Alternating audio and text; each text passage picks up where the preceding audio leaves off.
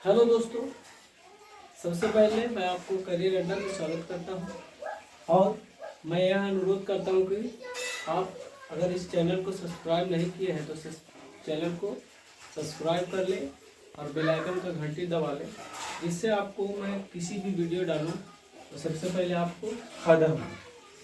और यह भी अनुरोध करता हूं कि अगर आपको पढ़ने के लिए बैठे हैं तो मात्र कॉपी कलम लेकर बैठे और कुछ लेने की जरूरत नहीं है। मात्र कॉपी कलम लेकर बैठे हैं, मात्र 10 मिनट टाइम दें। तो आपको मैं आज बतलाऊंगा अवतल दर्पण के आरेख के बारे में कि किस प्रकार से आरेख खींचना है, किस प्रकार से आएगा किरण तो कहाँ किस से गुजरेगा, ये मैं बतलाने जा रहा हूँ। पहला है कि अगर कोई मुंह खच के समानांतर किरण आती है, अवतल दर्पण की बात करें, अगर कोई मुंह खच के समानांतर किरण आती है तो अवतल दर्पण से टकराने के बाद फोकस से होती हुई गुजर जाती है। यानी कोई मुंह खच के समानांतर किरण आएगा तो एम बिंदु से यानी दर्पण के एम बिंदु से टकराएगा और एफ से होती हुई गुजर जाएगी। दूसरी स्थिति है कि अगर कोई प्रकाश के किरण यानी कोई प्रकाश के किरण फोकस से होकर आएगा तो वह दर्पण से टकराकर मुंह खच के समानांतर होकर गुजर जाएगी। यानी फोकस से आएगा तो मुंह खच के समानांतर हो जाएगा, मुंह खच के समानांतर आएगा तो फोकस से गुजर जाएगा। इस प्रकार से तीसरी स्थिति कि अगर कोई प्रकाश के किरण वक्ता केंद्र से आती है यानी केंद्र से होती हुई आएगा तो वह पुनः उसी रेखा पर लौट जाएगी। चौथी स्थिति है कि अगर कोई प्रकाश की किरण ध्रुव पर आती है यानी सीधे ध्रुव पर आएगा, दर्पण के ध्रुव बिंदु पे आएगा तो पुनः उससे टकराकर दूसरी ओर चल जाएगा। यानी इस प्रकार से बनता है। तो एक तरफ आपतन कोण बनती है, दूसरी तरफ प्रवर्तन कोण, सभी में इस प्रकार से हो रहा है। अब इस प्रकार से आरेख खींचना हो तो बना सकते हैं। दूसरी है कि सबसे इम्पोर्टेंट, इससे बहुत क्वेश्चन पूछा जाता है, वीवीआई यानी वेरी वेरी इंपॉर्टेंट। अवतल दर्पण द्वारा बना प्रतिबिंब किस प्रकार का प्रतिबिंब इसमें बनता है। पहला स्थिति है कि अगर कोई वस्तु को अनंत पर रखेंगे, यानी 6 स्थिति है, 6 में से मात्र 6 को पढ़ लीजिए और 1 से 2 नंबर रख लीजिए। यानी कहा है कि अनंत पर अगर कोई वस्तु को रखेंगे तो उसका प्रतिबिंब कहाँ बनेगा, ये पूछ लेता है कि अनंत पर अगर कोई वस्तु को रख रहे हैं तो उसका प्रतिबिंब कहाँ बनेगा। तो अनंत पर रखेंगे तो एक किरण गुजारेंगे लाएंगे कहाँ से, मुंह खच के समानांतर, तो दर्पण से टकरा कर एफ से गुजर जाएगा। पीछे बता चुके हैं कि कोई मुंह खच के समानांतर किरण आती है तो एफ से होती ही गुजर जाती है। इसी प्रकार से आ रहा है, मुंह खच के समानांतर एफ से गुजर गया, दूसरी किरण आया तो काट रहा है कहाँ, फोकस पे, यानी कहेगा कि अनंत पर रखी वस्तु का प्रतिबिंब कहाँ बनता है, अवतल दर्पण में था फोकस पे, यानी कहाँ बनेगा तो फोकस पे। दूसरी स्थिति है कि जब वस्तु अनंत और वक्ता केंद्र के बीच में हो, जब वस्तु अनंत और वक्ता केंद्र के बीच में हो तो उसका प्रतिबिंब कहाँ बनेगा।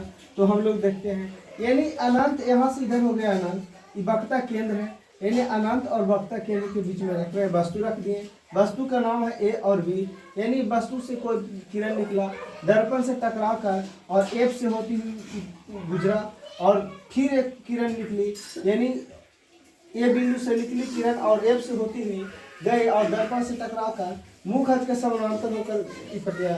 तो इसका प्रतिबिंब जो कट रहा है दोनों किरण वहीं पे प्रतिबिंब बना, यानी प्रतिबिंब वाले में हम बता चुके हैं प्रतिबिंब किसे कहते हैं। ये दो किरण जो आपस में जिस जगह कटेगा वहीं पे प्रतिबिंब बनता है।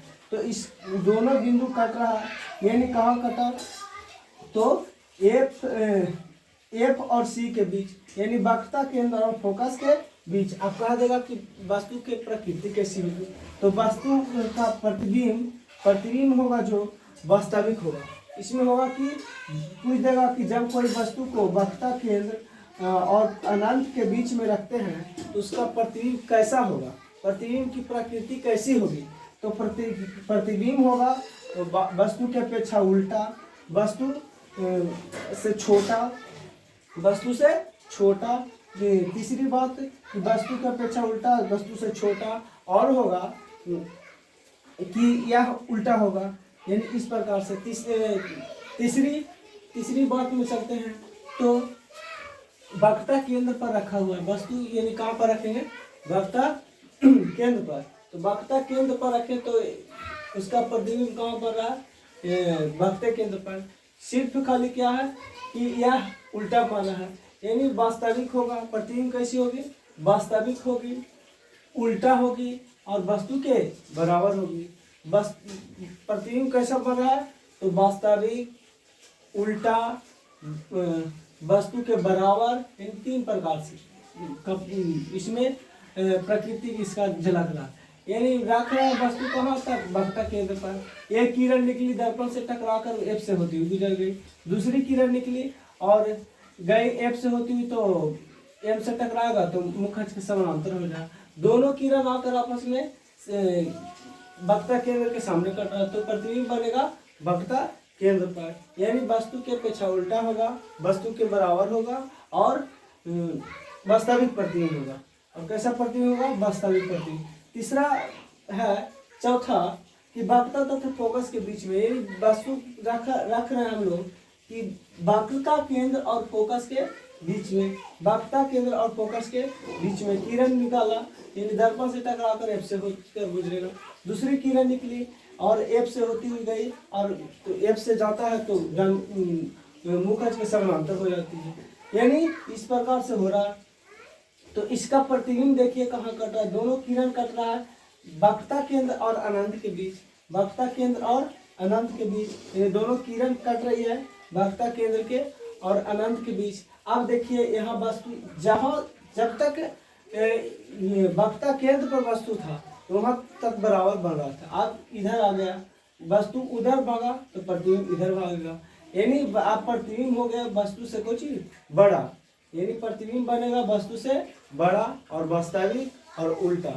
यानी तीन वो हुआ कि जब वक्रता केंद्र और फोकस के बीच में वस्तु रहेगा तो उसका प्रतिबिंब वस्तु की अपेक्षा बड़ा बनेगी और वास्तविक रहेगा और उल्टा रहेगा, यानी तीन।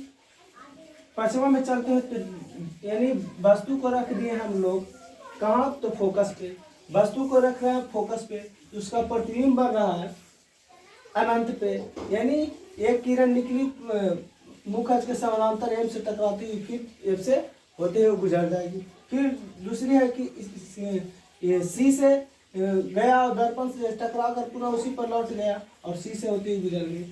देख रहे हैं कि दोनों कुछ न कुछ सटते हुए धीरे धीरे आ रहा है, तो कुछ दूरी जाते जाते यानी अनंत पर जाते हुए वो दोनों आपस में मिलेंगे। इसका प्रतिबिंब बनेगा कहाँ, तो अनंत पर। कुछ देगा कि जब कोई वस्तु को फोकस पर रखते हैं, अब तो अवतल दर्पण के सामने कोई वस्तु को फोकस पर रखते हैं तो उसका प्रतिबिंब कहाँ बनेगा, तो बनेगा कहाँ, तो बनेगा अनंत पर, वस्तु की अपेक्षा बहुत बड़ा बनेगा और वास्तविक रहेगा उल्टा रहेगा, वास्तविक रहेगा उल्टा रहेगा, वस्तु की अपेक्षा बड़ा रहेगी।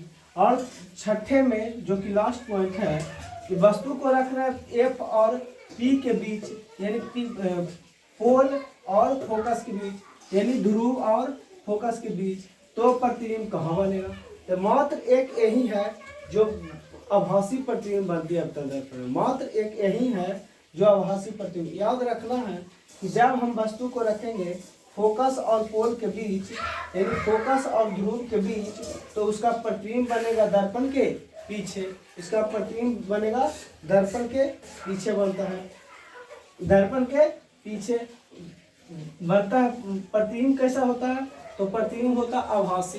देखिए डॉट डॉट डॉट डॉट से दर्शाया है, इसके कारण किया है कुछ है आभासी, आभासी है और वस्तु के अपेक्षा बड़ा, वस्तु के अपेक्षा बड़ा और वस्तु के अपेक्षा सीधा, वस्तु के अपेक्षा सीधा बनेगा, वस्तु के अपेक्षा कैसे बनेगा, सीधा। तो आप लोग को मैं इतना कम समय में इतना चीज बताया और इसे अगर ना समझ में आए तो दोबारा देखिए, दोबारा ना समझ में आए तीसरा बार देखिए तो आपको जरूर समझ में आएगा। और इस चैनल को नहीं सब्सक्राइब किए हैं तो सब्सक्राइब कर दें और अपने दोस्त या मित्र के पास भी भेजें कि उनको भी लाभ मिल सके।